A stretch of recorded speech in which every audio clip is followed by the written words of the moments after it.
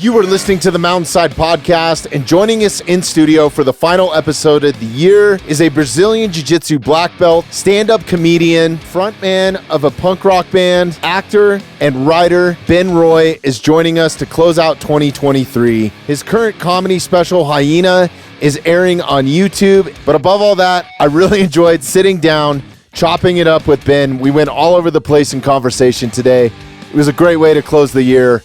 Thank you for all your support in 2023 and enjoy the episode. Dude, we got a water there for you. Dude, I'd piss and shit myself if I drank this. This is one of our sponsors. Jocko Willenick's. How do you say his last name? Willink. Yeah. I never know. I'm from Maine, and Origin, I guess, is like they make a lot of their gis and jiu-jitsu clothing. Badass stuff. Yeah. Man. They're actually a sponsor of ours too. So, really? Yeah, they make amazing. Their gi is awesome. Their gis are great. And I think it's they're manufactured in Maine. I don't know. It started in Maine. They took like an old fabric loomer out of restoration because there was nobody looming fabric in the United States. So the whole company started because I think it was Pete. What's Pete's last name? I should know this because they're a sponsor. But anyways, Pete from Origin, he rolls jiu-jitsu and he wanted an American-made jiu-jitsu gi and he couldn't find one. No, like they're all like everything's made in Pakistan. Really. Yeah, which is crazy. Yeah. Right? Like we don't have the capability to do that. So he started doing all this homework and he found these old fabric looms that they totally had to restore so they could weave their own fabric, and they started making gis, but now they make jeans, boots. Yeah. I mean, the Origins like gis too are reasonably priced. I mean, I'm a bit bougie with my jiu-jitsu gear. I love expensive jiu-jitsu stuff. So I buy like mostly Show Your Roll, which is like, the designer. I don't know. It's so dumb. It's so dumb. It's so dumb. But the stuff is made in Pakistan and it's crazy expensive. And Origins gis are actually really well priced. And I'm not a paid spokesperson. They are a sponsor. Yeah, that's how we're starting. But I'm not. I'm not. I just like their stuff. I think, and I love anything that has to do with Maine and Maine getting to do stuff. It's not shocking to me because there's a lot of old textile mills that aren't being used in Maine, because everything moved overseas. So absolutely. Yeah. Well, it sounds like they should be sponsoring you in some.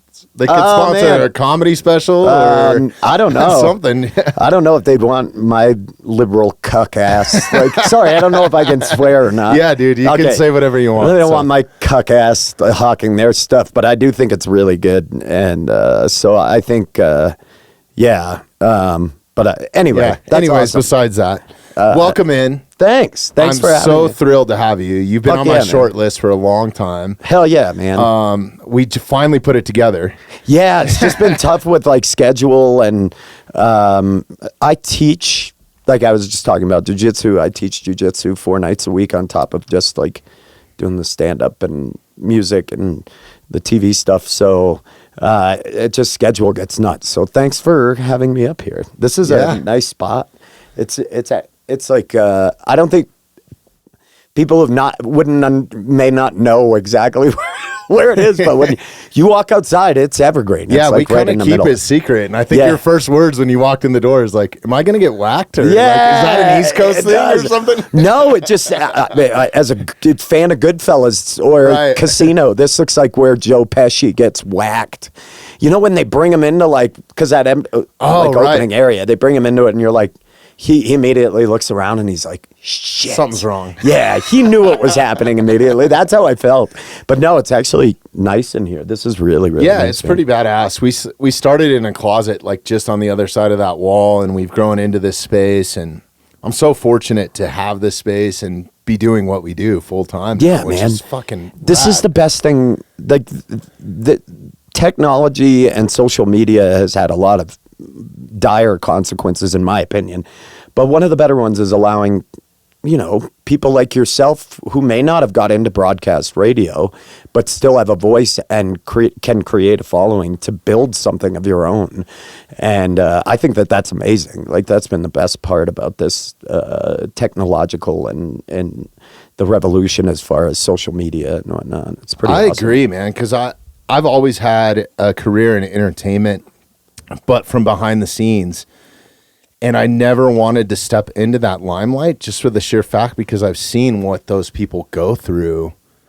Yeah. Being puppets on a string, basically. And podcasting was kind of the first thing I fell in love with, where I was like, you can really do whatever you want, say whatever you want. Yeah. I mean, you might get canceled, but I mean, that's tough.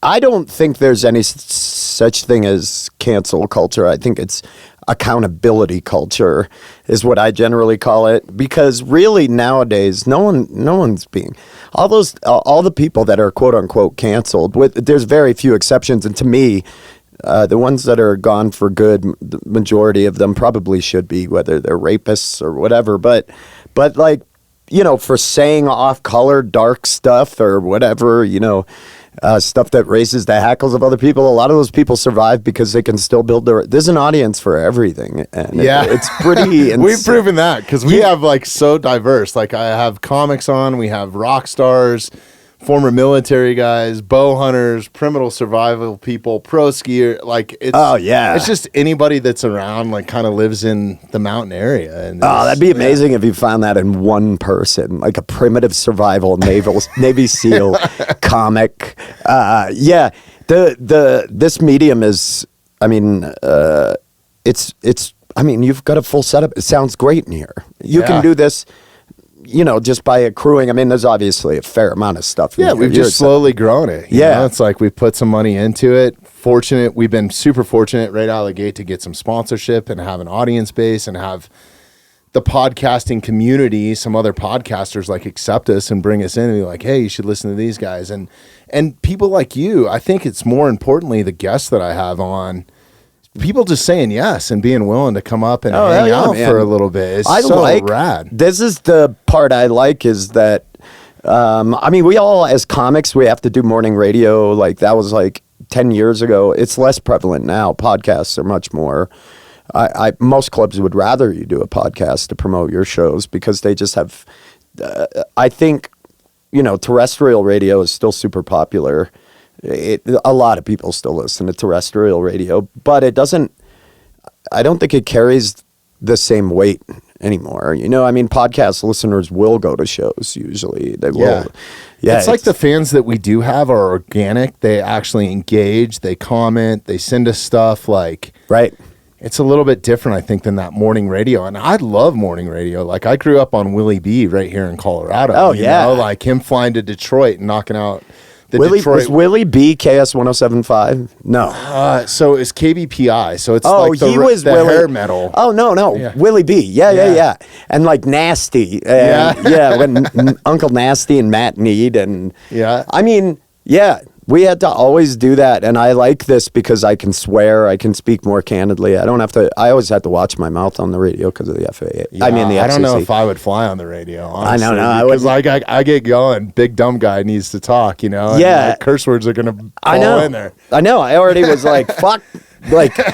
I can't. But that's the thing is, I think advertisers are now starting to understand that the general public doesn't give a shit about poor language. There are a percentage of them, but I think the majority of people who listen to radio and podcasts could give a shit about swearing or dark content or whatever, or stuff that's dirty, or I don't know. Yeah. It's even some of our sponsors have let me swear in the ads, right? Because it's just genuine. Well, because they know that the people who are listening to it don't care. They're worried about the FCC plays a big part into what you can and can't say. Yeah. But being that this is unregulated, it's awesome. It's it's truly punk as fuck, right? Yeah. It's you build your own audience, you're beholden to no one, and you don't answer to anyone, and you say what you want to say, Yeah. And you're absolutely great. You're only responsibility is to your listening base, which it should be. Yeah, no, I feel the same way. It's a very independent type. I'm going to interview you. Did you grow up around here? I did. I grew up right here in Evergreen. Actually. Okay, cool. So grew up here in Evergreen, like 12 generations deep. Like my family homesteaded some of this area, or like family members. So at 18 or 19, this was just the worst place in the world. How old are you? I'll be 43 in March. Okay. Yeah, so we're close in age. You graduated in 98? 98. Yeah. From Evergreen. Yeah. I've dated some people from Evergreen. Okay. Yeah, we're a wild bunch up here, man. Like, dude, I'm telling you, like, I'm not going to name names just because I don't want to put this.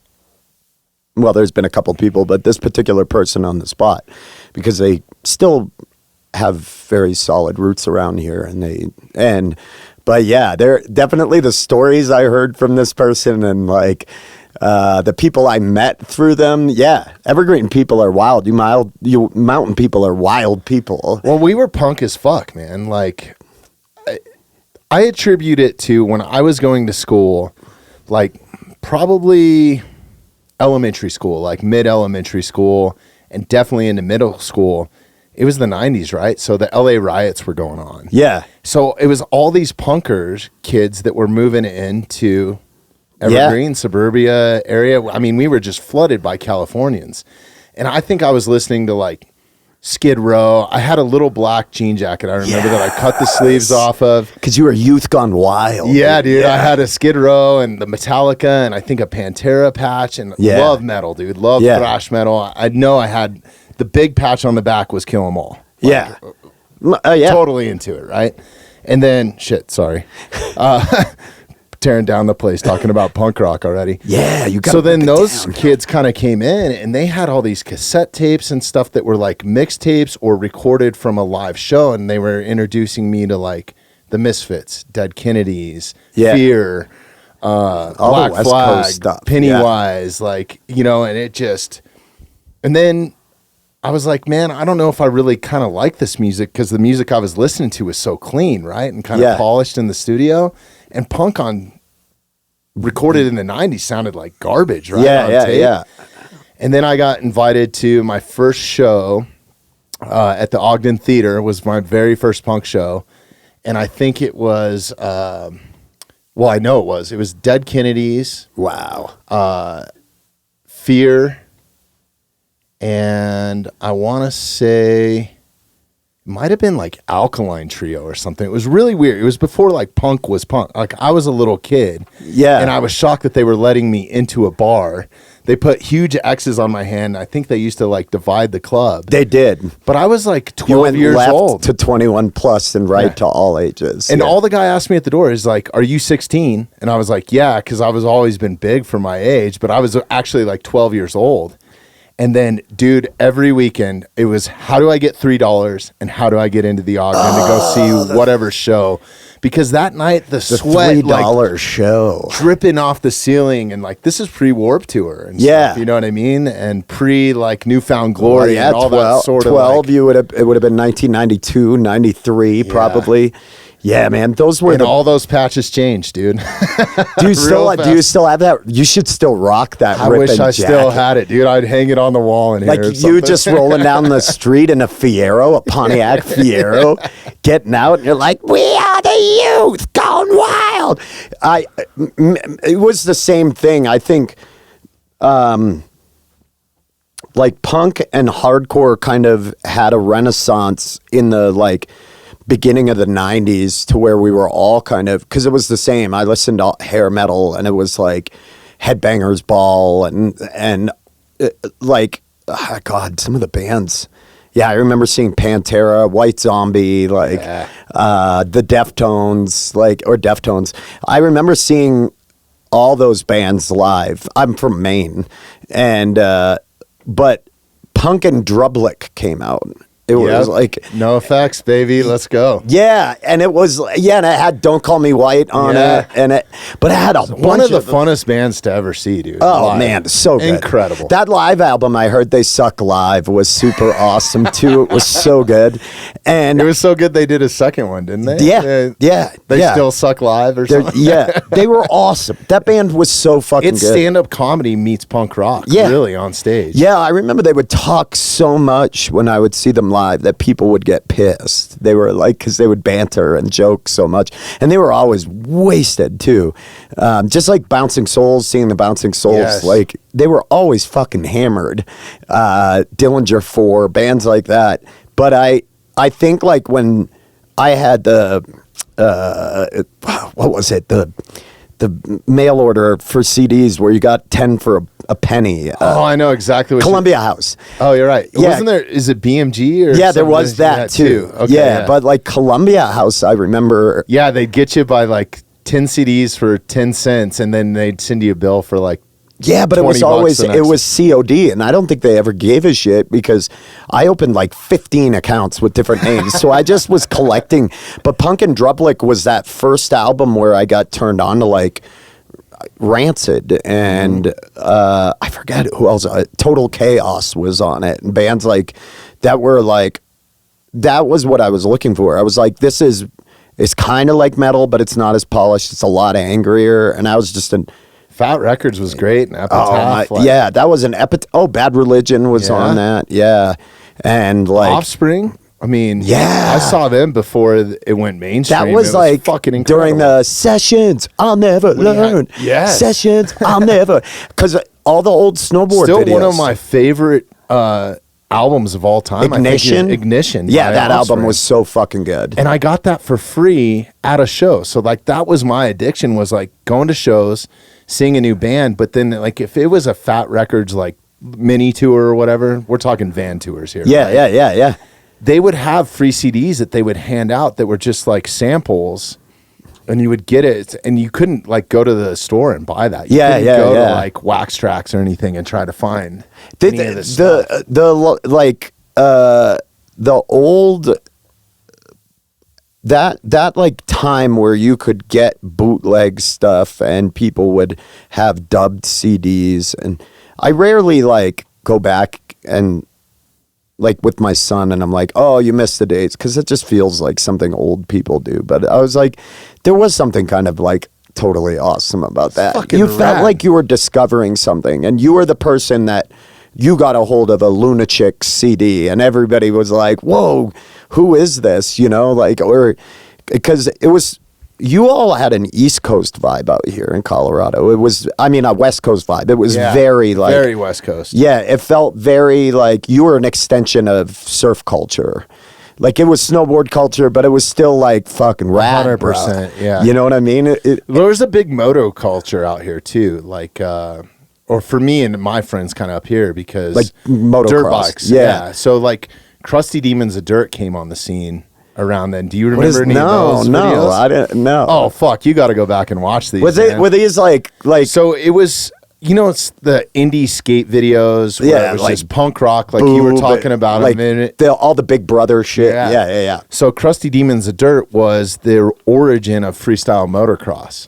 So it was just all these pro motocross riders or supercross riders that in their free time they would go out and film them jumping natural stuff, doing stupid shit like riding their dirt bike through a hotel, crashing through a wall. It was the Jackass of freestyle motocross. That's so you can only imagine. They had little skits, so there was a comedy element to it, but the music was fucking epic, man. It was so badass. I discovered a ton of bands that way. That was huge for my music like taste, was skateboarding and snowboarding, and the old Plan B skateboarding videos, like the Questionable video, and then like Project 6 back before Plan B was actually Plan B. Yeah.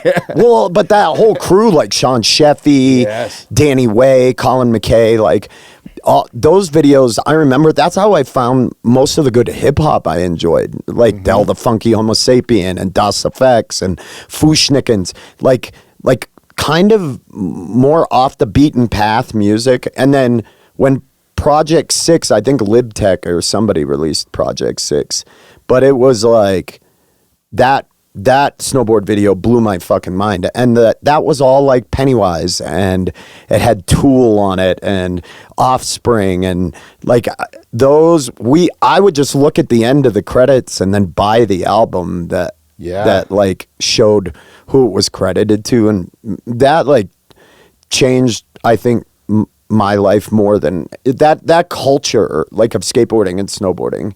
But the East Coast was just so different. Like, it was out here, skateboarding, I feel like punk on the West Coast was so linked with skate culture and surf culture. You know, even bands like Black Flag or like the Descendants and stuff like that. They were skaters, and they were from like Hermosa Beach, like Pennywise is. Whereas the East Coast punk was much more rooted in like a working class culture. At least the punk I listened to, like Os Rotten, Pissed, and like the Ducky Boys, and what ended up becoming like the Dropkick Murphys and bands like that. They were very into like oi street culture. So like I went to shows, there were a lot of skins, like a lot of skinheads, not racist skins, but like traditional oi skins. And like, we had them out here too, but not as severe as the East Coast, because I started doing some East Coast shows. Yeah. And you know, it's a different vibe. There was still like, even in the hardcore scene, which I got into later, like there was a lot of violence out west. Like it was the East Coast, Boston had, you know, a lot of, and New York had DMS and FSU, but like the West Coast got fucking wild, you know. Like it depended on the show too. It was just like, all it took was one asshole, right, to set the place off, really. Yeah. Because the punk scene, as much as people associate it with like really untamed people that want to hurt you in the mosh pit, I saw more people get picked up and, you know, off their back if they did get knocked over than just getting taken out at a lot of the shows that I went to. Majority of them. You get certain bands like a Slayer pit. That's a whole nother different evil, man. Like, you know what I mean? Like, but I still think of Slayer as being sort of punk rock adjacent. Undisputed Aggression is like, that's probably my second favorite album of all time. I used to fall asleep to the Slayer DOA album, like the live album. I remember, I love this one part where he goes like, everybody, there are people being crushed up front. He's talking to the crowd. So everybody just, if you could take a step back here, we're trying to please take care of each other. This is this is a show. This is all about love, you know. And this is a little song called War Ensemble. And then I'm pretty sure they just undid any bit of like people moving back at all. Right. I know the crowd was just like, whoa. Yeah, I got into punk rock because I didn't feel as if I fit in anywhere else. I think like a lot of us, and I had a lot of like suburban kids felt angry about their own things. You know, we weren't quite sure what we were mad about, but we were mad as fuck about it, probably. It was a cool culture, man, because it was like, it was okay to break stuff and like kind of wreak some havoc. Like, it fed into every base instinct you have as a teenager, especially growing up in the mountains, because there was a ton of like rednecks up here too. Like there was like that horse ranch culture, which my family was deep in. I mean, that's how they made their living here for a long time, before, I mean, right up until like the 1950s, I think. Like they were still like cattle ranchers, pretty much, right? So yeah, I was kind of the black sheep, and it was kind of like, I'm not going to subscribe to your fucking society. I'm out of here. So that's what forced me at 18. I was like, the moment I get a chance, I actually graduated high school early, and I was like, I'm fucking gone. And I moved to Hermosa Beach. Oh, wow. And right in the center of like that skate punk surf culture. Well, I'd gotten to know some of the guys from Pennywise, and I was touring at that point. A friend of mine got into like reggae rock and kind of ska band type stuff and was playing for some bands here. And they hit me up. I think I was maybe like 17 or something like that. And they were like, hey, we got this huge gig. We're opening for, I can't even remember who they were opening for. It was some local juggernaut, right? Right. Like 1,000-seater or something. They're like, but we need a guitar tech to make us look cool. Can you be our guitar tech? I was like, dude, I don't know how to fucking tune a guitar. And they're like, neither do we. It's simple, dude. We'll just go down and we'll get you one of those little tuners and then just hand us our guitars. And then they just kind of were like an overnight kind of success. What band was it? It was a band called Boondock Saints. I mean, I remember the movie. And they were all snowboarders. Yeah. And they kind of fit like that Sublime meets, there was another band here, Genial, that I worked with for a while. I remember that name. They were 3-piece, fucking awesome. A lot of punk and Sublime like sort of influence. Okay. So this was all post like Bradley Noldyne, and there was like a craze for that sort of music, right? Yeah. And I loved it too, man. I And mean, women anybody loved who it more says that, importantly. yeah, dude. that was the thing. Anybody who says that they did not like Sublime at that time, you probably like it was more based on, to me, I hate saying this, on what girls I was interested were into, and they loved it. It was like accessible it was party music. Yeah, right? it was Meets accessible punk. punk party music.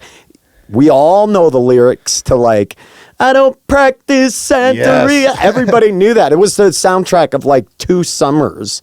So that's what I get. I think that was so different. God, I wish we could play music on here so we wouldn't get pulled on YouTube. Like that's my one thing is like, we can do 7 seconds of it. Yeah. No, I don't know what the number is. Great band, by the way. Yeah. But we knew like when we were filming our TV show, Those Who Can't, like we knew the exact amount of time you could get away with before it gets legal. Even on a couple episodes ago, we had a UFC fighter in, and we were talking about the Cody Brundage. Oh, yeah. Yeah, you know Cody? He's got a big fight coming up against Bo. Fucking huge.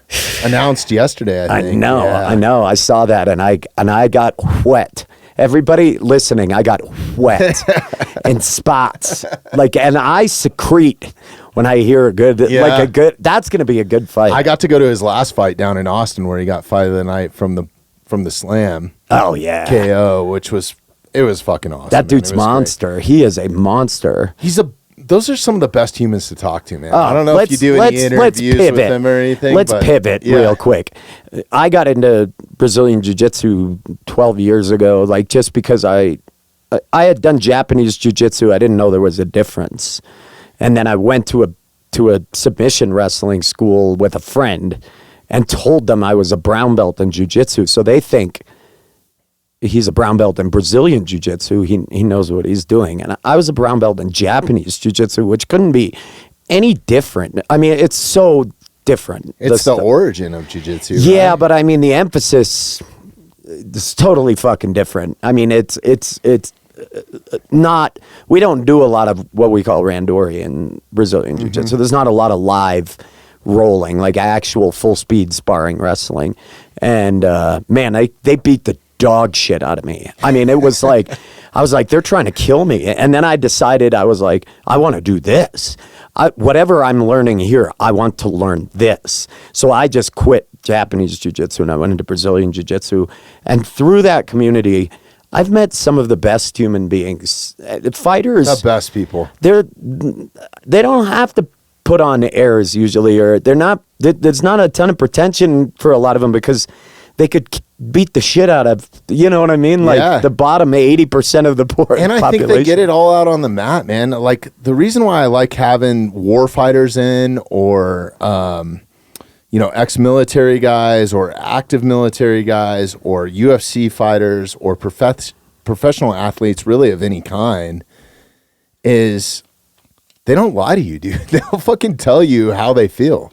And same with, most people comedians. most comedians are like that. Yeah. And it's just no bullshit. Like, tell me if I'm wrong, Like, I don't want somebody just to come in and agree with me. They're such dorks. Yeah. So many of the fighters I know are fucking dorks.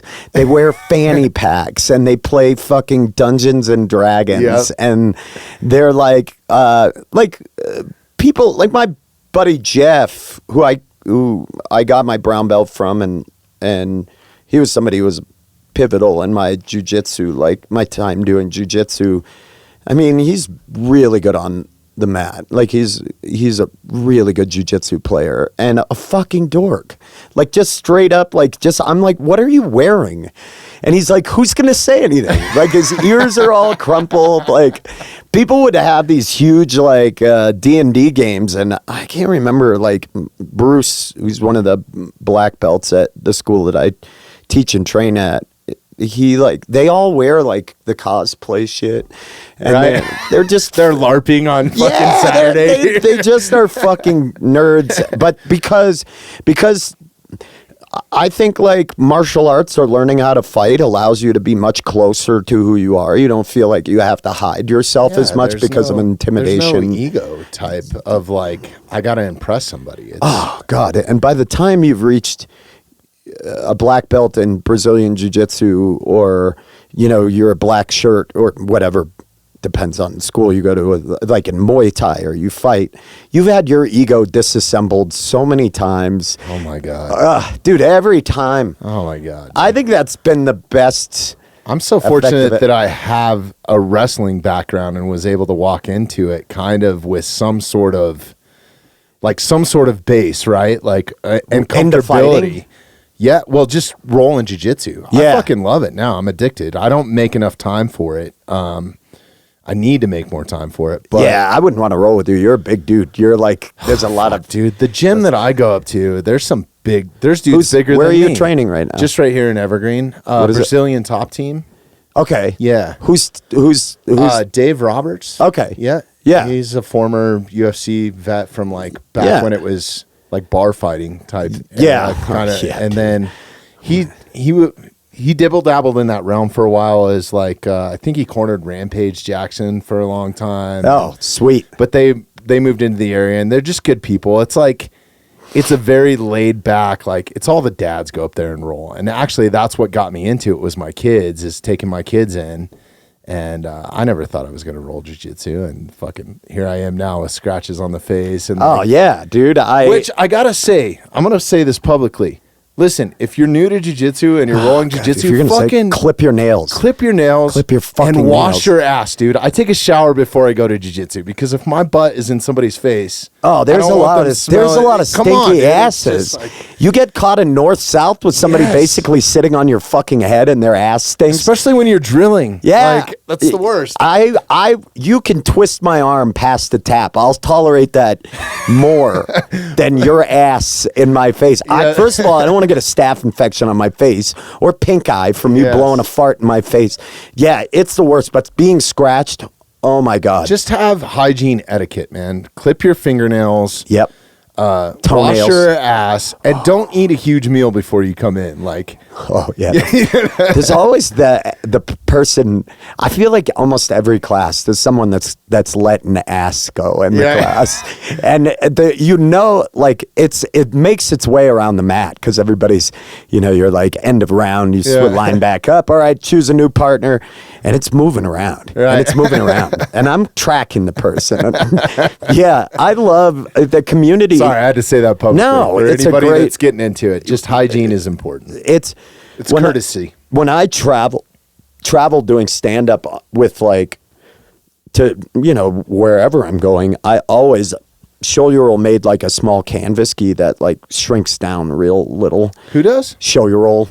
I need to know because I still travel quite a bit. So. Oh man, yeah, they made they did a partnership with Undefeated. Okay. And it's canvas. It's like, but you can find them outside of this. Like you could find a more affordable one, but it shrinks down like real little. And I pack that up. I bring that everywhere. And I've met lifelong friends from training at Gracie Baja, Edmonton, Canada. Me too. Yeah, man. Yeah. I mean, it's a community that's the best part. It's like truly a community where, you'll see somebody with a shirt, like something jiu-jitsu related, and you're like, oh, you know what I mean? Yeah. Or like you see people giving it really is. Yeah. It's, I think the other part I love every gym that I've been at seems to have a policy of let's not talk about politics or social issues while we're in here. And I tell my class that all the time. If you're thinking about talking about politics while we're here.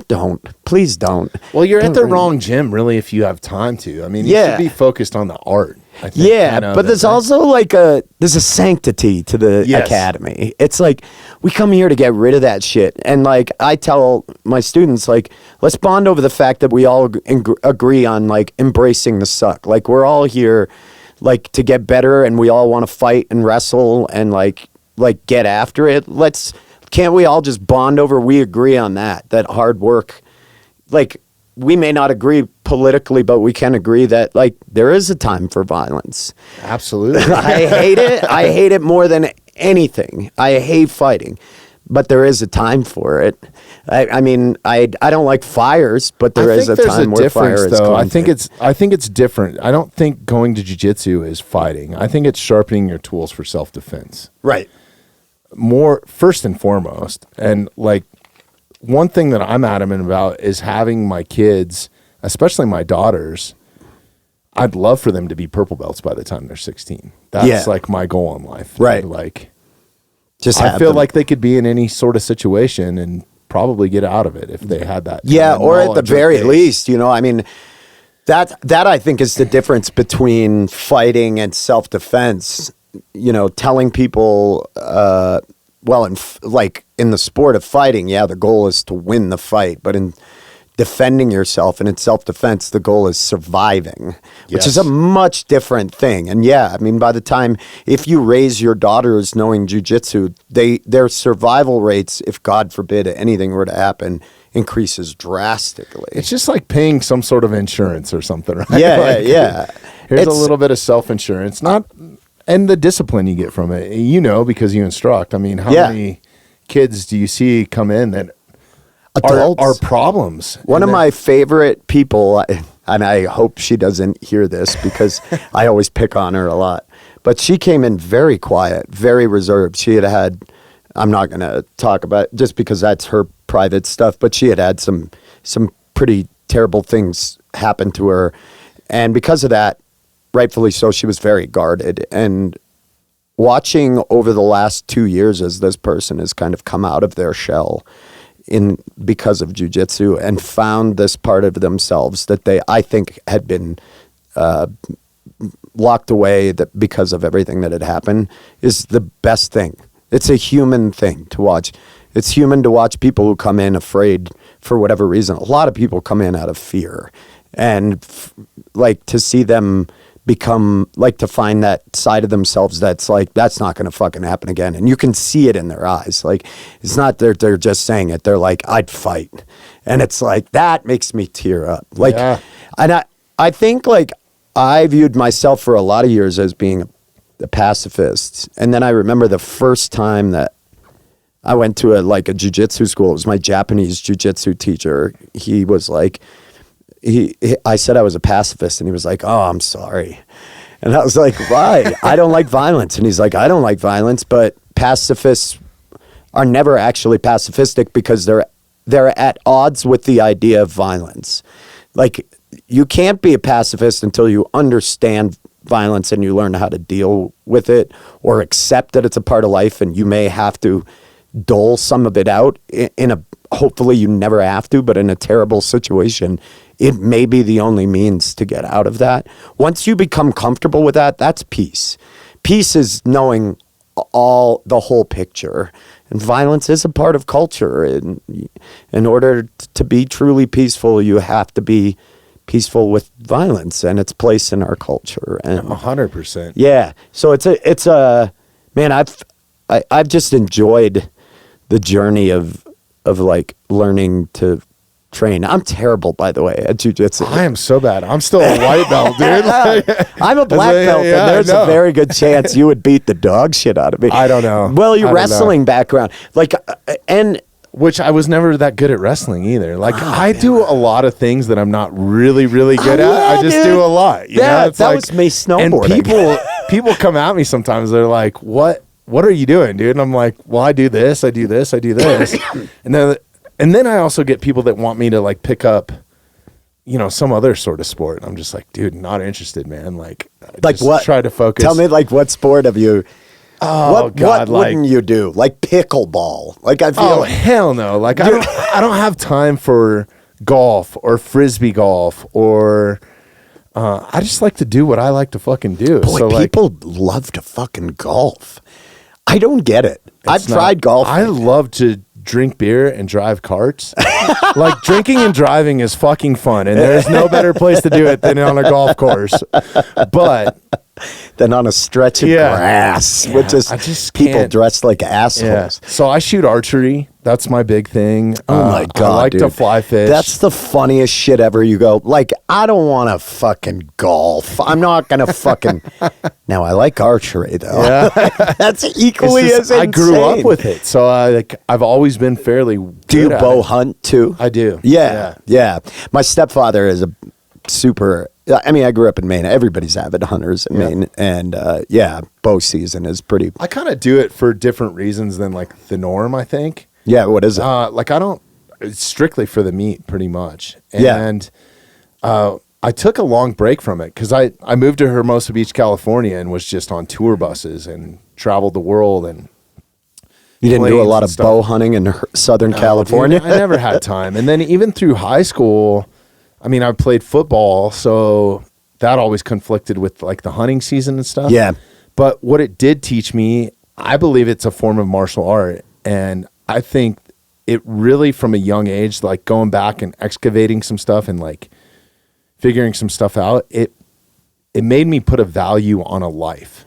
Right. So to see something bleed out or die in front of you, I don't think many people have experienced that. No. And I think I was so fortunate that I was taught the right way. Like my family lineage, none of them were trophy hunters. It was all for subsistence. Like I grew up pretty poor, even up here in a pretty affluent community. Everybody I knew that grew up here didn't have money. Yeah. None of them were the rich people that, and in fact, everybody I knew that grew up here laments what this has become up here in a certain sense. I mean, I'm sure there are some people who are buttering your bread by them being here, but I know like Evergreen's changed a lot. It was not. I felt like it was the kids of hippies or like people that settled here to like for subsistence, and you know, like it was not in city living. It was up in the hills. You're right. It was tucked away from Denver. This person, the woman I was dating used to say, what did she say? Down the hill. Down the hill. That's what she said. I think I even texted you today, like when you make it up the mountain or something like that, didn't I? You all do that. I'm like, you folksy motherfuckers. It's not that far. It's like 30 minutes from my house. Right. But I can be in downtown Denver, like on 16th Street. She used to say down the hill, and I would taunt her about this because I'd be like, are we going up the hill now or are we coming down the fucking hill? How about we go along the hill? Like there is, even though it's not that far, there's a very real step. This feels totally different. And I mean, you're 2,000 more feet in elevation than you are. Yeah, in the city, it's also a small town vibe, but you all were wild as fuck. Like the stories that she would tell me, I'd be like, this isn't healthy. Well, when I was a kid, there was nothing to do here. I mean, there was no Walmart to go steal from. Yeah. There was like one gas station, the Little Bear. So you would go sit outside of the bar and either mess with drunks or, I mean, we were fortunate that we had Red Rocks there. So me and my buddies would be like, lie to our parents and be, hey, I'm going to go stay at Johnny's house. Bobby's going to come stay at my house. And we would ride our BMX bikes down Morrison Canyon to Red Rocks and climb the rocks and go watch like the Grateful Dead or whoever was playing. Oh, that's until amazing. we got caught by security guards or whatever, and then hitchhike home or be down there all night. I know, like the amount of hitchhiking up here, like the amount of just catching rides with or walking these canyon roads, like that shit's fucking crazy dangerous. Or what's even more crazy and dangerous is picking them up, dude. Like you never know who you're picking up. People up? Yeah, that's worse, like, for sure. It used to be like a common courtesy here. Well, I don't know. Getting into a car is pretty fucked up too. Yeah, like, dude. This person lived in Idledale. Okay. Which I think is like, it's halfway down the canyon. Basically. Yeah. And I was like, this isn't even a town. Like, it's No. not a thing. They have a post office though, don't they? I think so. Yeah, that's Just pretty crazy. much it. I think there's like 40 people who live there, but it's when you tell people like, oh, they grew up in a small town, but I mean, really, it's like 20 minutes from Golden. Or, it's not. We were down at the Ogden all the time. That's like how hanging out on Colfax or Broadway. That's how Maine is very similar. I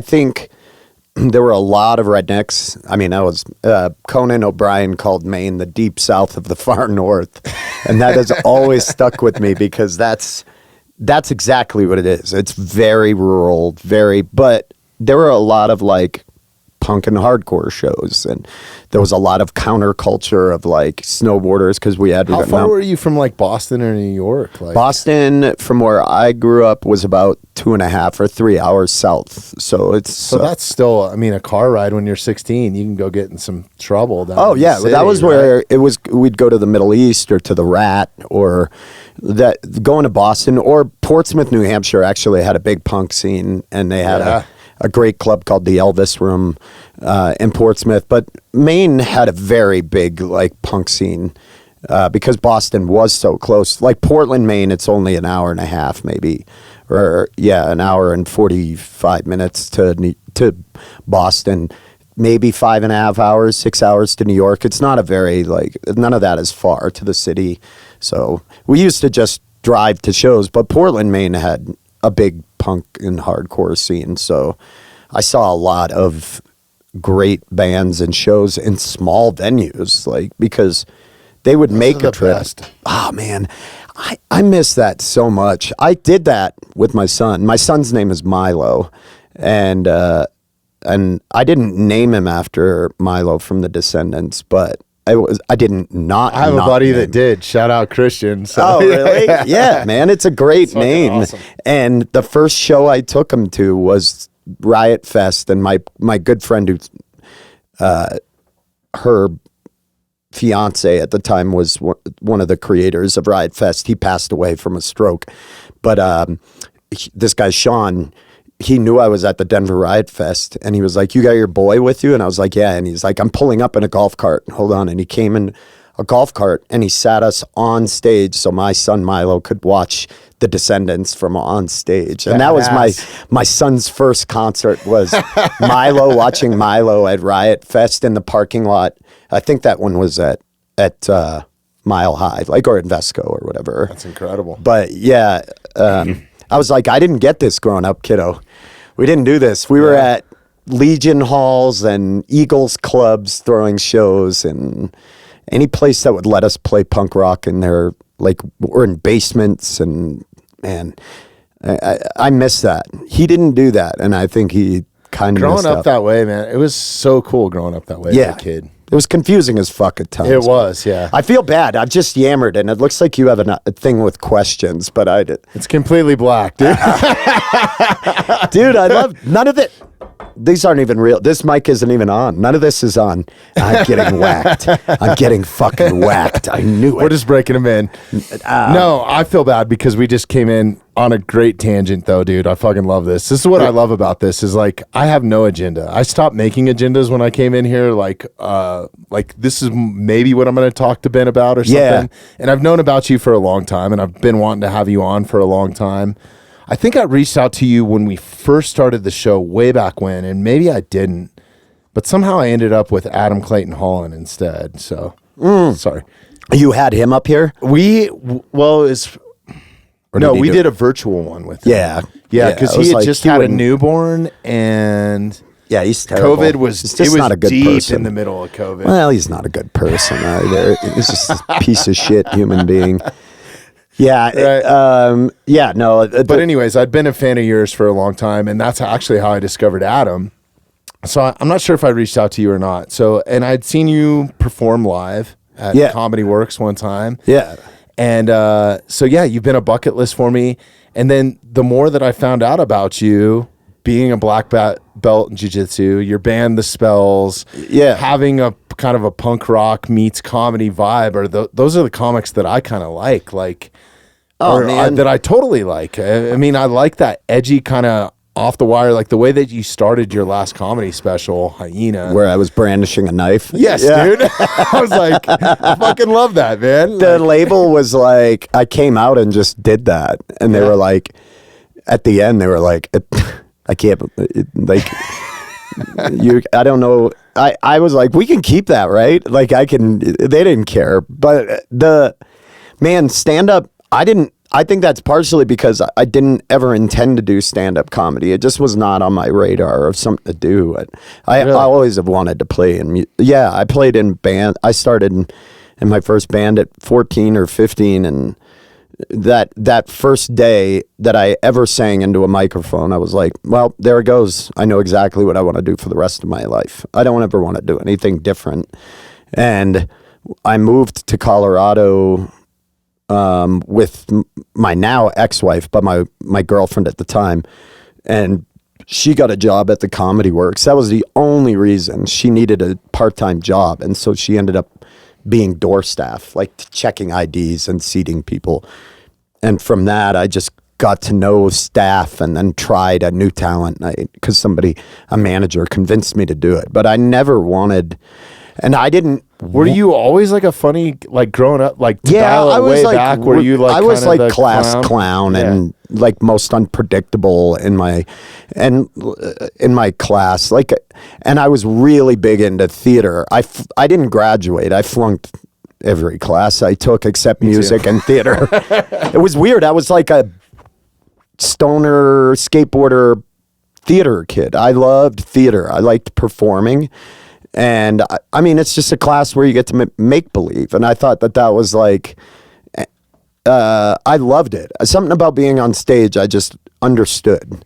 And then, but I quit acting as soon as high school ended. I got into a professional, like Shakespearean acting group. And then I was around them for a day and I was like, fuck, these people are the worst human beings. Like, just, really? Disingenuous and vapid and just there was no part of it that felt honest and real, and I felt like no music. camaraderie, or just is it? Yeah, I mean, actors are very much about themselves, and I guess the ones that I've met are pretty cool. They're people like you, but theater actors. Oh no, I'm sorry, I've never dealt with a theater I was actor. gonna say theatrical actors.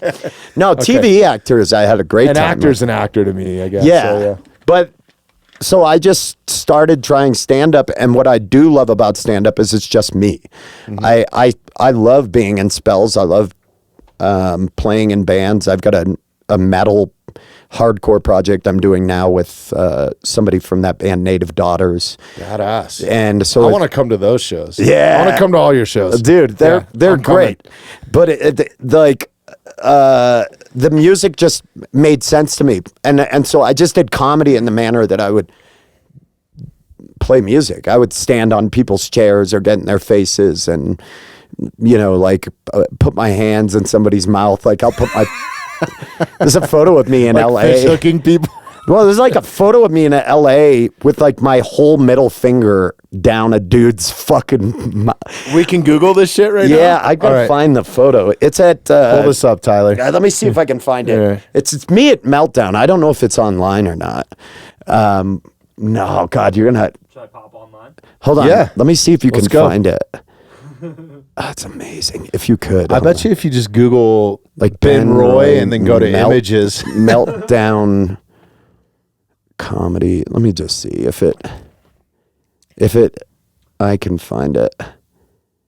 I bet I don't know if I'll be able to find this one, but it's like me and my middle finger, and it's only my arm in the shot, and this guy like that, and I don't think you're going to be able to find it. You don't think so? No. Try it. I'm going to try to find it. If Come you on, can. this is your job. Put Find it. Ben Roy the Meltdown. But, oh God, I wonder if I have it on my, but anyway, I took that kind of attitude. Is that you in the photo with the hair? Where? Steaming? Yeah. This guy took this photo at the Bug Theater, and That's I don't know what's crazy, dude. coming off of my head. This is the other part. When you put my name into things, I come up. This is the weirdest thing ever, to be a person where, like your photo comes up in things. It's Right. a really, do you know what I mean?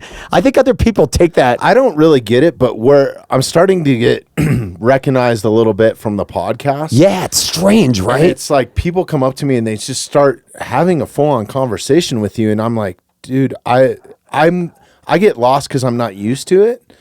So I'm running back in my head and not even really listening to what they're saying. Like, do I know this fucking person? Did I treat this person good, or was this guy trying to fuck me? Like, what is going on? Yeah. Dude? Like, Because people listen to this and then they feel as if they really know you. well, they do probably because Yeah. I haven't held anything back on No, you. That's the problem. No, so they do know you. Like, where the hell was I?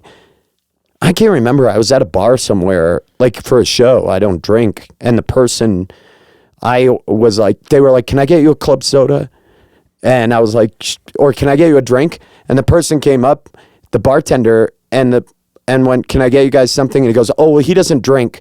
Do you want? And I was like, this person knows that I don't like drink, you know? And like, they knew things about me. So how is your son doing? How's that going with that? And I'm like, oh shit, I talk about this stuff. Right. Candidly, I don't know this person. And there's something, even though that I divulge it to and I put it out there in public, that feels weird that people just assume they know that about me. Even though they are correct. Yeah. And I have offered it. I It try feels to be weird. the same whether the mic is on or not, right? Like, that's been my goal since starting this from day Right. one. That's why I got into it, because I've always been around it. And even when we were shooting like DVDs with some major bands, the directors or producers always wanted like some behind the scenes footage or to interview some of the road crew or something like that. And every time I saw one of those pieces come out, they just made you look like a jackass in editing. They just took all the funny shit of us bantering back and forth and none of you doing your job, really. You know what I mean? Yeah. So like, this was the first avenue. But I've been really open with this, like shared stuff that I don't even share with some of my closest friends. They've learned stuff about me, right? Yeah. So it's weird when you're in here. It's almost like a different type of intellect and a different type of intimacy, I guess, when you're having a conversation. No, it totally is. And you want to be more truthful, because I'm more truthful when the mic is on than I am when it's not, sometimes, I think. Because I think that is Or more open. I don't that's ever really currency lie to anybody. But in this. Yeah. Like being honest makes a podcast better. It makes it more raw and real, and that's a currency. And so you want to put a product out, I think, that feels, I mean, we do that with our podcast, Negrolic Saves the World. great podcast, by the way. If Thanks. you're not listening to that, it's hilarious. Oh, thanks, man. And we do the same thing. Like, I'm like just like, let's just be real on this. Like, have honest conversations, and people feel that. I think I enjoy people, listening to that too. This I voyeuristic- enjoy listening to two other guys talk. That's what made me start this, honestly. Yeah. You were listening and you were like, I could do that. There's people I want to talk to that I find interesting and that I know. And I mean, what it is it feels voyeuristic to the listener. It's like they're listening in on something they shouldn't be hearing, or they're like, I know in their car, they're like, oh my God, you know, like, holy shit. Like, Right. he's not really saying that. And I think people feel jealous of that. They want to like be able to talk about themselves freely, but it's really hard outside of this medium. Well, I don't think you can do it outside of this medium, genuinely. Yeah. And you have to do it with a good counterpart, even if you're in here, right? You don't Right. want somebody that's going to interrupt you or cut you off.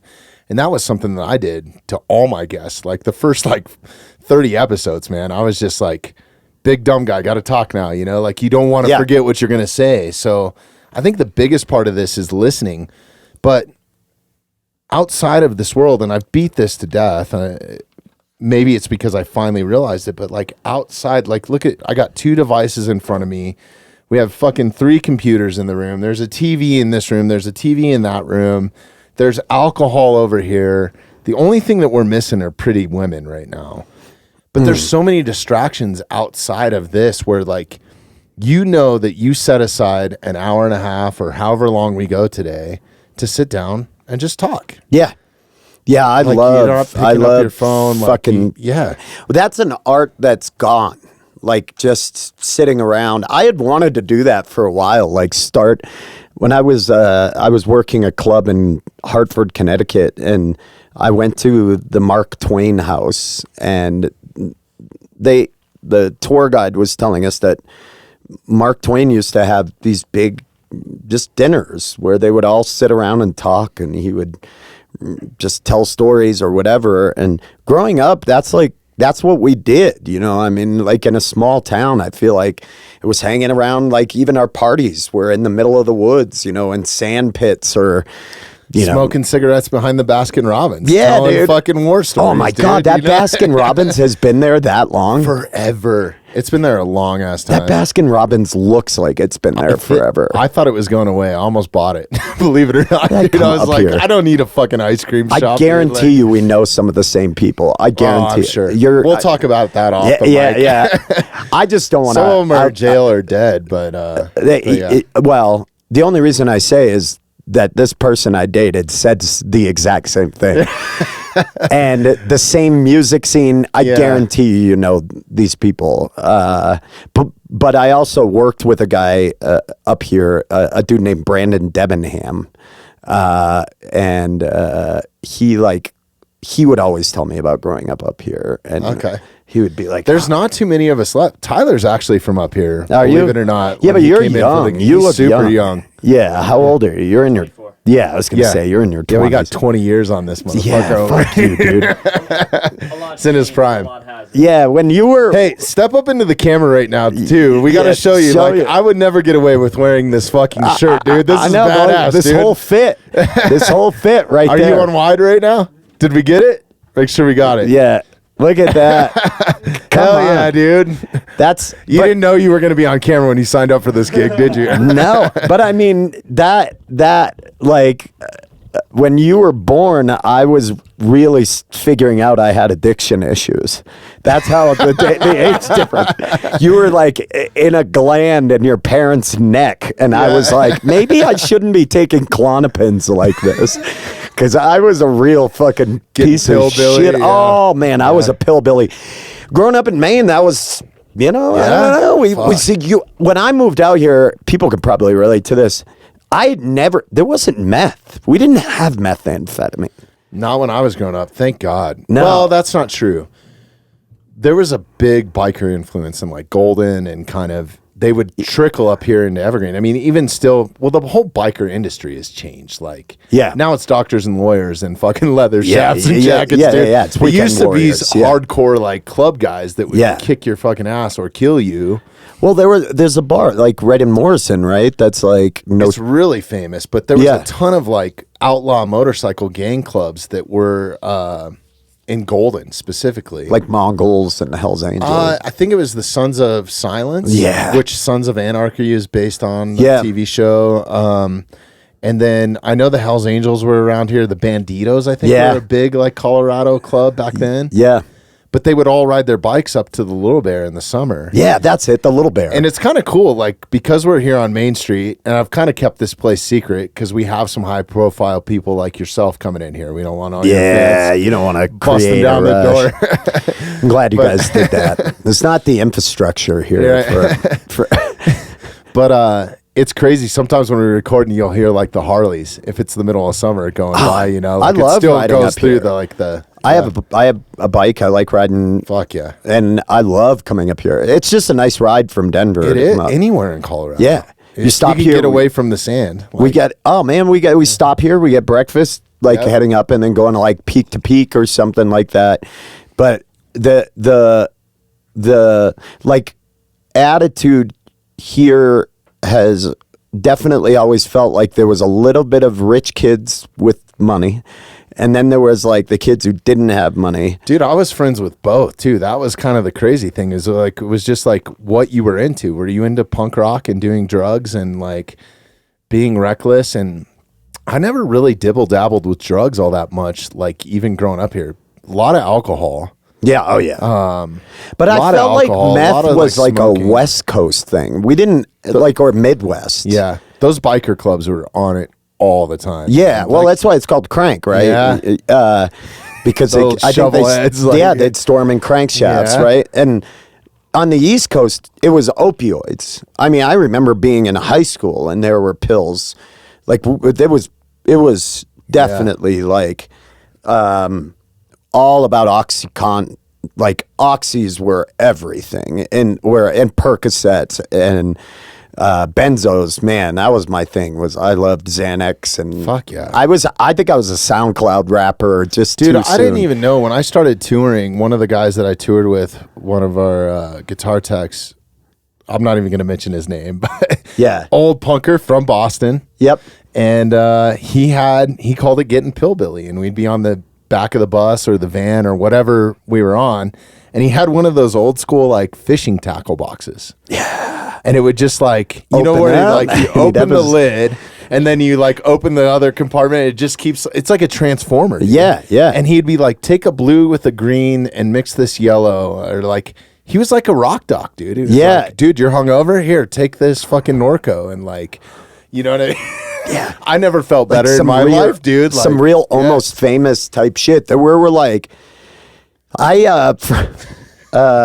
when our TV show Those Who Can't was being filmed, I read for a part on a show called that James Cameron was making. No, not James Cameron. It's the guy that made Almost Famous. Cameron Crowe. Cameron Crowe. He was making a TV show. He's also the Avatar. Yes, right? Yeah. I think no, that's James Cameron. James Cameron. Okay, I'm getting him confused. Sorry. Yeah, Cameron Crowe. but it's Cameron Crowe who I think made Almost Yeah, you Famous. got to Google this real quick. Yeah. Just so we get it right. If you look it up, just look up Almost Famous. the Great movie. fucking movie, by the way. Yeah. I need to go back and watch that. It's a great. And that's like his story too. Yeah, Like as he a started kid. as a journalist. I think it is Cameron Crowe. If you go down. Cameron Crowe right there. Yeah. Yeah. So Cameron Crowe was making a show called Roadies, which was going to just be a drama. Oh, was it on like Showtime. Showtime or I something? read for a part of that, and I read Dude, the you'd play a script. perfect part. Yeah. Well, I read it like I know roadies to be the people I knew that roadied for shit. It was just this felt like a very overly saccharine, like sweet version of roadies, and the people I knew were they were tackle box full of pills carrying fucking freaks Yeah.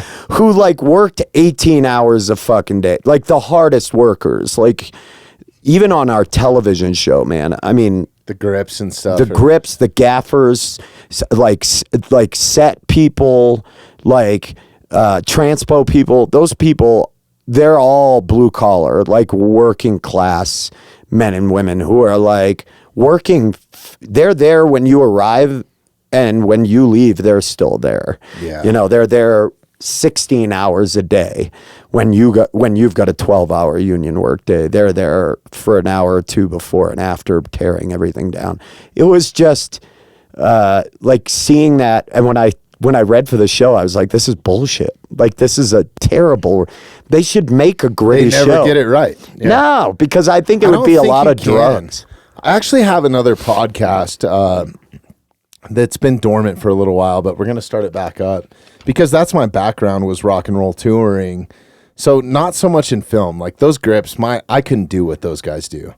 Like just the boredom and stuff. Like rock and roll was very fast paced. I was always a stage manager or a carpenter, so I was part of the touring crew. Right. So we would come in and lead these local crews and build these monstrosities of sets. Like especially when I got to the point where I was touring with like Madonna or the Chili Peppers or something like that. Yeah. I mean, just Where it's a in a business. day, we would build. You wouldn't. It's unfathomable. Yeah. It really is. Yeah. And just the technology that's in the gear that they buy, the companies that fabricate them. It's so cool, man. It's one of the best jobs ever. And I was making the money that doctors make. What do you think? Like, could you imagine? Like, did you see the production in like that Taylor Swift concert? I have a ton of friends that are on that crew that got Really? that bonus, and yeah, it's fucking. That's insane. Incredible. I mean, like, how many people are on a crew like that? That's got to be at least 100 plus, like just dedicated. And then you have the local crew on top of that. So that's probably touring crew. So like on those big stadium tours like that, they actually have a separate team. So they have like a pre-rig team that'll go and start building the show before the artist even gets there. They're still doing their previous show. They're constructing the one ahead of them. So it's almost like a leapfrog crew. And then there's probably a teardown crew. But there's crazy people from all over the world, like some of those Belgians and stuff that do those huge stadium tours with, there's a company called Stageco that builds all those big structures. And that's just a different level. I was always kind of more on the artist end. I started in artist management. Right. And then quickly found out that the production guys were making way more money than I was. And they didn't have to babysit anybody. Yeah. Other than their like local hands for the 4 hours it took to do their job.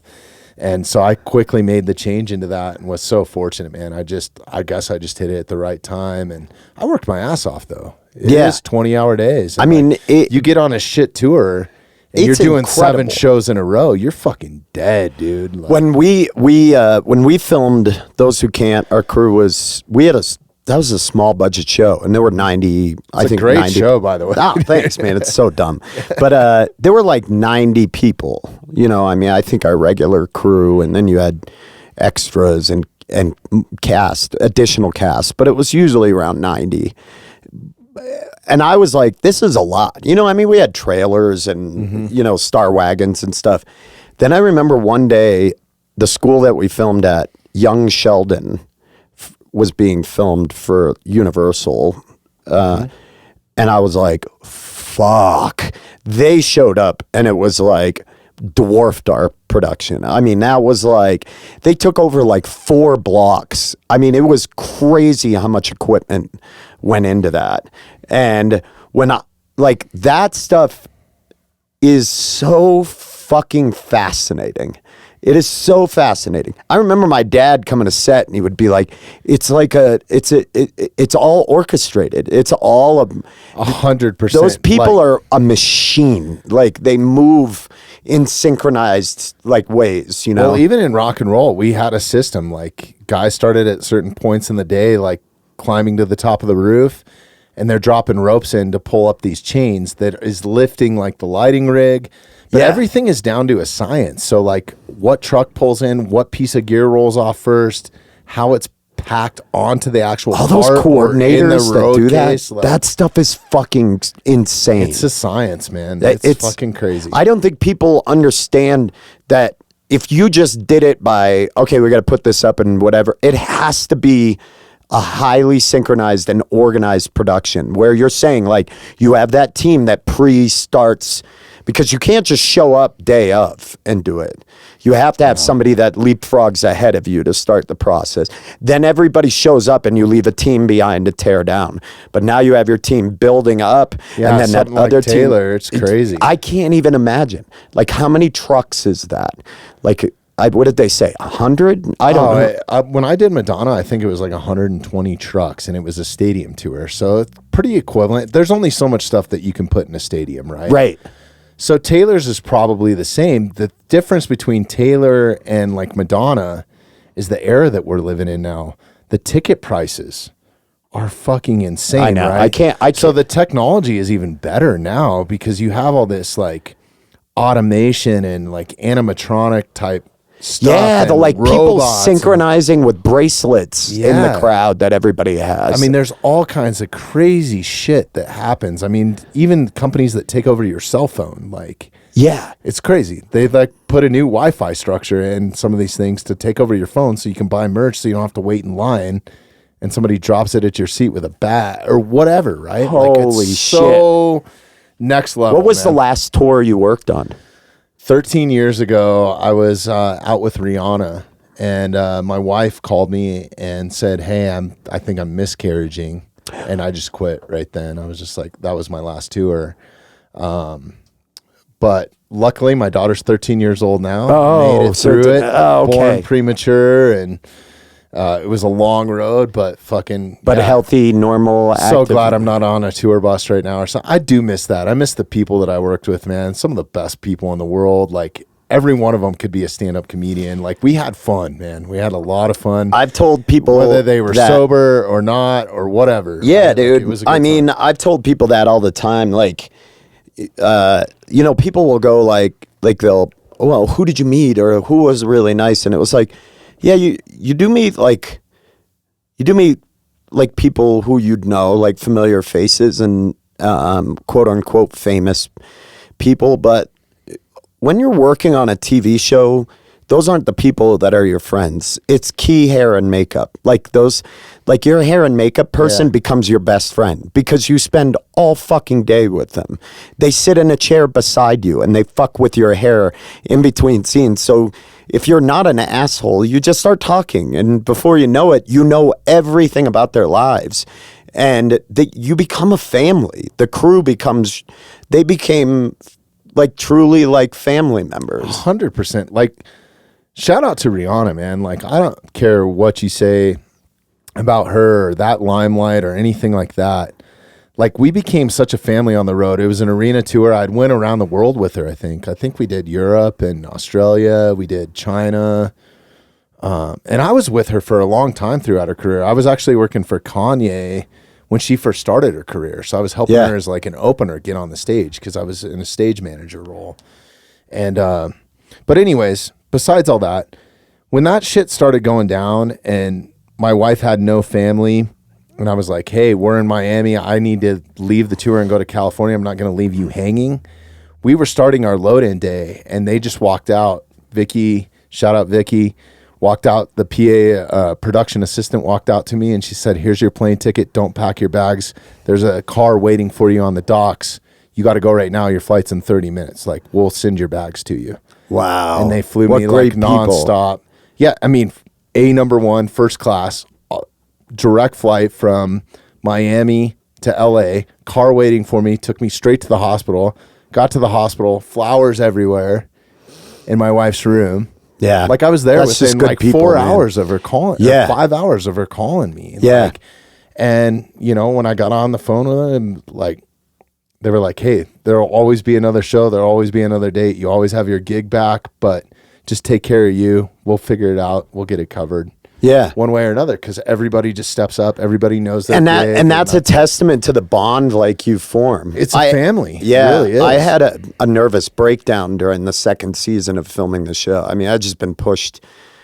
I have anxiety and panic attack issues anyway, and then you put the most stressful job I've ever had in my entire life by far. Oh my God. People are like, oh, you're just upset, or you get to be on television and you made money, and it's like there were a lot of perks to it, but I don't think people understand that they will ride you work-wise until you're exhausted, like until exhaustion, till they note you to death with criticisms and critiques of everything, and before you know it, like before I knew it, my nerves were shot. But the people on set, like the crew, was just like genuinely like concerned. The producers, and I actually had a second AD and a second assistant director whose job basically was to keep an eye on me because I just would wander off, like find me like in my full like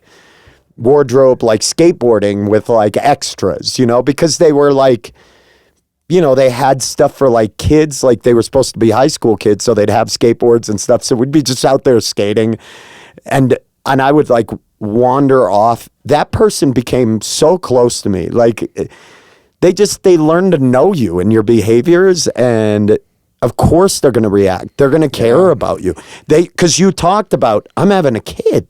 Like, I'm going to be a dad. Oh, they knew the whole story. They knew, like, this was probably going to be my last tour, and then all this shit goes down. Yeah. Right? And then who steps up to the plate? Like, I wasn't even ready to leave myself. Like, they had to, like, drag me into the car kind of thing, and thank God they did. And, and I keep touch with a lot of, they comment. I just posted yesterday, a year ago, we lost one of our cast members. She passed away. And it was terrible, very sudden. And the like crew, the people that were part of the show, like that were crew, like makeup people or wardrobe people, were like commenting and speaking as to her character, like and who she was as a person. And it's totally beautiful. Like that'll always be my family, Yeah, same for me. Like, there's guys that it's just an unbroken bond. I cannot see him for 10 years and I'll see him on a show because I still go out and do some production stuff, like maybe 1 or 2 gigs a year just to do it. But yeah, when I run into those people, or like some of those people I'm able to pull in on some of the gigs that I do, just, and sometimes it's simply just to like, I want to, well, they have a job to do, but like, I want to see them. I want to see this person. Like, and it's not always like, I've always said this about that industry. It's not really about how good you are. It's how well you get along with people and can you do your fucking job, because this was the first you shower with these people, you eat breakfast, lunch, dinner. Exactly. This was the first piece of advice our first showrunner gave us when we were picking writers. He was like, it's LA. You're going to find talented people galore around here. The best writers in the world live around here, you know, like TV writers. He's like, what you have to ask yourself is, could you sit in a boat with that person for 10 hours? Yes. Could you fish with that person? Could you like hang out in a confined space? Because that's what you're going to be doing. And if you get one annoying fucking person in a writer's room, or you get one fucking annoying person on a set, you're like, fuck off. It ruins the whole fucking day. Like, just shut the fuck up. Like, we're all trying to just enjoy. Like, the person who's always on, and that's kind of me, but they have to tolerate me because I was like a creator of the show. So I'm a founder of the feast. But like, you can't, like, if you hire somebody who's just fucking obnoxious, can't keep their mouth shut, or like is passive aggressive. Okay, like that's not that bad. It's the people that are genuinely assholes or bad people. Angry. Yeah, bad people. Yeah. And there are a lot of bad people in production. They get weeded out very fast in rock and roll. Yeah. Very fast. Yeah. I think they do in film sets. We were very lucky. We had a couple. I guess I shouldn't say there were a lot of bad people in it. There were a lot of bad people who tried to get into it. Yes. And I think they're outed very quick. But those are the heroes of all of live performance. So much fun, man. Awesome people. Still, like I said, best friends today. One of my favorite things that union people, I love that they used to do, there was like a thing, I don't know what starts it. I don't know why they do it, but like there's a certain union that if they see somebody would be walking from Crafty, like from Craft Services, a place where you get food for people who are listening and may not know what that means, when they'd be walking from Crafty with a full plate, just like a car would skid up and just pound that out of their hands, or like flip their plate up and then get back in the car and drive off. And I'd see it happen, and it was the best fucking thing ever, because they'd all laugh. And that person whose plate got fucking, they were like, well, I fucked up. I should have been on my game. Right. I should have known, like, I had one hand. Guys bringing their own Tupperware. It was my fucking, God, I'm a fucking idiot. Why did I we used to do so many fucking fucked up things. Just like, it was pranks, right? We're all a bunch of grown ass men out there and women, but it was some of the most childish shit that you would ever, like, just fucking with people, like filling a guy's pillowcase with potato chips on the bus. You know what I mean? So my like, God. You're crawling into a coffin to sleep. You don't get rid of those crumbs, bud. You don't get rid of those fucking crumbs. Oh man. I mean, just so many different things. So much fun. We had a props guy, an effects guy, and we had an episode where it was a horror episode, and Andrew Orvidal's character, a comic, one of the other creators of the show, he was supposed to throw up, like projectile vomit. So the guy had attached a hose to the side of his face with this, and it was supposed to be a black sludge. And we had said that this guy's like effects were weak.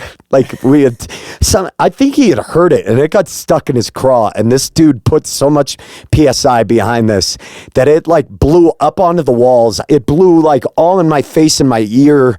And like, I was plastered with the shit. It destroyed the fucking library. We had to hire a crime scene team to come in to clean this school's library, because it just went, you heard a sound like it was really was a horror scene. And it came out and it detached the hose from his face and just started squirting this shit all over the ceilings and all over the books and everything. And I do not believe that I have laughed that hard in my entire life. Like, we're all crawling on the floor after this accident. And I remember leaving and being like, this is my job. Like I just made an exorbitant amount of money to just do that. Yeah. So there is like parts that were like surreal.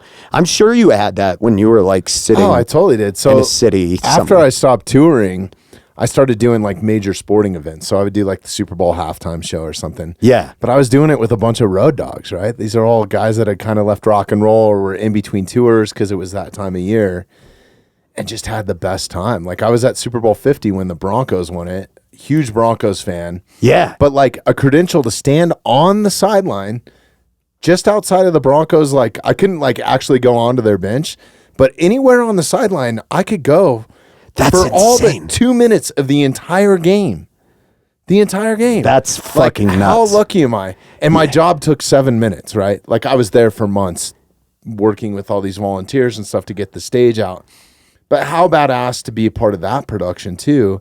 It's something that happens so fast. And like, shout out to the show designer, Bruce Rogers. Incredible show designer, man. Like those people are amazing. Multiple Emmy Awards that he's won. I've done multiple Super Bowls with him, amongst other stuff. Like I did a Brahma's inaugural ball. Like, oh yeah, in 2008 or yes. no, 2000, 2009 maybe. Yeah, because when was the DNC was here in 2000? I did that too, and that was nuts because I was at Invesco, wasn't it? Yes. Yeah. Yep. That like I've had so many of those moments. I remember the first time we had to go to upfronts, which for television is like this thing that happens once a year where they all of the networks trot out their like lineup for the following year of what their shows are going to be, and then they have like they bring everybody from the shows as well, and then they try to wine and dine advertisers and schmooze them. And so they would fly out everybody. I mean, everybody famous. And we were part of Turner's family of Turner Broadcasting. So it was like, we were like just at this upfront gala with like Conan and Shaq. And because it was, all of the basketball stuff. And when we were flying out, they said, well, we fly you there. And I said, oh, okay, well, can you see if they'll let me fly out of Burbank? Because I don't want to drive to LAX. And they started laughing. And they were like, no, you're on television. You fly out of Van Nuys. And I was like, there's an airport in Van Nuys? And they were like, yes. I looked like such an idiot. They were like, yes, there's an airport. And I realized it's all jets. And I'd never been on a fucking private jet. Yeah. And I'm on a private jet. And they're like making us fucking Eggs Benedict and shit on a plane, like a private plane with my two best friends. And it was, there was a lot of really hard times. And it's emotionally and physically draining to do it. But I don't know, once in a while you're like, what the fuck am I doing here? This is pretty fucking cool. I used to fucking hang out and smoke drugs in the Interstate Hotel in Augusta, Maine, and now I'm riding on a plane with Seth Green. That's it was the awesome. weirdest life. But yeah, there were moments like that where you're in entertainment where you're like, I think most of my moments were good. I think I just picked like gigs that I genuinely enjoyed doing. Well, you seem like a positive guy. Crews. Yeah, I did. I mean, you're a pretty positive person. You have to be. Yeah. Why be anything else, man? Because you grew up around other things. Dude, yeah. I have a terrible. I tend to always slice the ball into the dark. I'm always like, this could be good, but fuck you. And then I just chip it out. That's the punk rock in you. I mean, I even got it sometimes. I'm not all fucking rainbows and cherries. This has probably been my favorite part about like all of the like social commentary and like talk about what's happening socially in the world right now is like, I feel like I look like I don't care, but I've been listening and playing punk rock since I was 14 years old. The world has been shit for a long fucking time. This has been a pretty unhappy place. Yeah. And it felt like in the last 10 years, a certain subset of the population was like, oh, this isn't good. And it's like, it's been not good for a long, long fucking time. That was like the whole message of punk rock and Nux metal and all that shit that was coming out in the 90s. It's a dog shit world. Yeah. And so nihilism, like, fuck it. Just drink and get fucked up. It's not getting any better. Human beings are... I don't know, largely selfish, and they're gonna just we're gonna kind of do what. Well, that's kind of what got me out of touring, though, too, is like seeing the old, bitter, like 65-year-old roadie that's had an incredible career. He's worked for the Stones, he's worked for Ozzy, he's been at the pinnacle of all this amazing shit, incredible stories, incredible memories, but is just truly miserable. And you don't riding in a submarine because he's on the phone and they can't find his 13-year-old daughter or whatever, right? Right. Like whatever. Just not to be a missing parent too, because I grew up with a single mom and stuff. So I think that was important to me too. Is like, okay, I have kids now. Fun's over. Yeah, you checked out of it with a positive attitude about the whole experience because I think you left before it.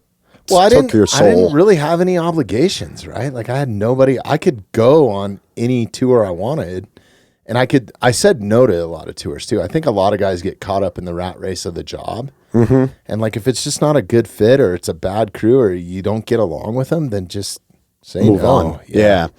I think there are a lot of always people. Be another one that comes along. There's a lot of people in every medium that just hold on to it too long, and then they become bitter. And I think had you let your relationship slip, and your relationship with your kid especially, to a point where you're calling from somewhere on the road and they can't find your kid, or they don't want to talk to you because you've been gone most of their life. What do they care? It's real easy to then become bitter about your job. Yeah. And I think I worry about that with stand-up sometimes. I never worry about that with music. I don't know. I always have fun playing music.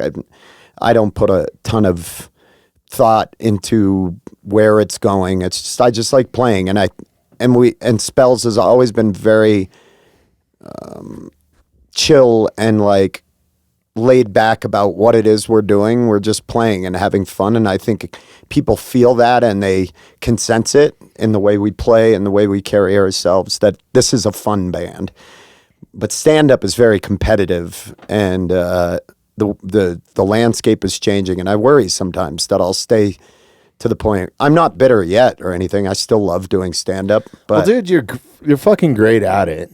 Well, I appreciate that, man.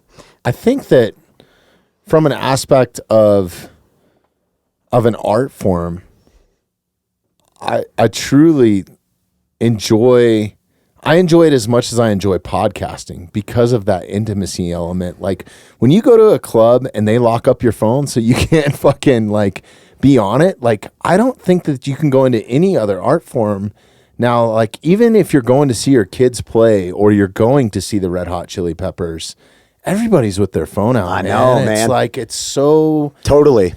It's just, I think it's kind of the last two dying kind of like art type things, man. Like for sure. Yeah. It's stand-up is, when it's done well, and there's a lot of really good stand-up right now. It's kind of hit a renaissance of like, there's just a lot of voices and a lot of different styles, and this is the first time where people are becoming, I don't know that it's a word, but genreists. Like I felt like for a long time people could tell you their favorite type of music, but you wouldn't ever hear somebody go, well, I like more deadpan or dry comedy. I don't really like long form stuff. Or most people with comedy are just like, I like their tastes, and comedians can be very eclectic, but we're starting. Mine definitely is. Yeah, everybody is. But we're starting to find now that it's becoming so popular. People are now, they like edgy, dark comedy, or I'm a clean comedy person. I like people are really starting to find the style of comedy, and to me that's a sign of its growth, of the fact that it's becoming far more mainstream, like something that people listen to.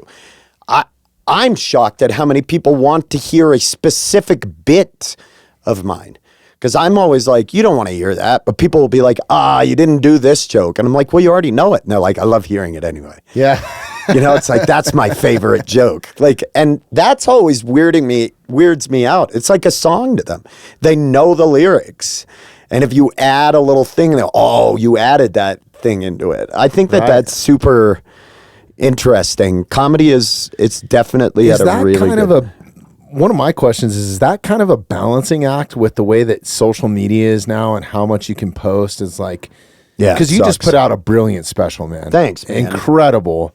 Go watch Hyena. It's up now. It's been up it's crushing on downloads, right? Yeah, it's doing well. It's cool. I'm very fortunate. It's because it's a great special, man. Thanks, it's fucking man. really good. So go check that out. And it's available on YouTube? Yeah. Correct? Yeah, people can just look stream up Ben Roy. Everybody's doing that now. It's so much better than trying to find it on Showtime or whatever it is. It's so good to just throw it up there and have it be there, and then you clip it into the way you want. But yeah, like clipping has changed. Actually, if you're listening to this right now and you haven't seen it, we're going to put a live link. Note this, Tyler.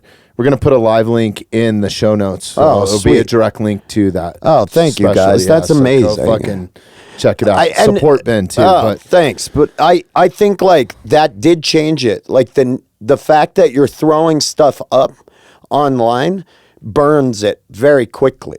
Like that's what was my wonder. Is it a balancing act? Like, where do you work out your material to come up with an hour special type stuff where people haven't already heard it? Or like, do you not post it on social? Or that's why I live in Denver. Work that art? I mean, I lived in LA like when we were filming, and we could have stayed there, but coming back here is far better for me for stand-up because like Wendy at the Comedy Works is so like incredible club. It's the best club. Yeah. Very few people have access to a club of that caliber that I can just go and do sets at, or I can hit her up and say, hey, in the next few months, can I get a couple headlining dates? Because and then just Denver's comedy scene is people who aren't in comedy or like in the know about stand-up probably don't realize that like Denver's comedy scene is massive. Huge. It's like Comedy Works is one of the top 3 clubs in the country. Yeah. So you have Comedy Works downtown south, you have the Improv, you have Denver Comedy Underground, you have the Denver Comedy Lounge, you have all of these one-off shows, like single shows that happen maybe weekly. You have Triple E's and Looney's down in Colorado Springs, and you have the Comedy Fort in Fort Collins. There is so much stand-up comedy, and there are so many good comics. Every comic, big comics that I know that come through here, they like come here and they're like, I was listening to Mark Norman and Joe List. Talk about doing Comedy Works and saying, like, Comedy Works is that club that if you come through, there's going to be local openers and they're going to be crushers. Like, people here crush because we know how to work the Comedy Works room. Like, that's our, like, we grew up, started doing stand-up in arguably the best comedy. You could make an argument and it would just be purely based on semantics, like, and choice by that Comedy Works is the best club in the country. It could be now, people would say Comedy Mothership maybe, but Joe Rogan himself, if you were to say Comedy Works, I think he'd go, ugh, yeah, that's tough. Downtown Comedy Works, that's special. It's a special room. When it's full and it lights up, it gives you goosebumps on stage. It's a different feel too. Like even the South location, it's just, I don't know.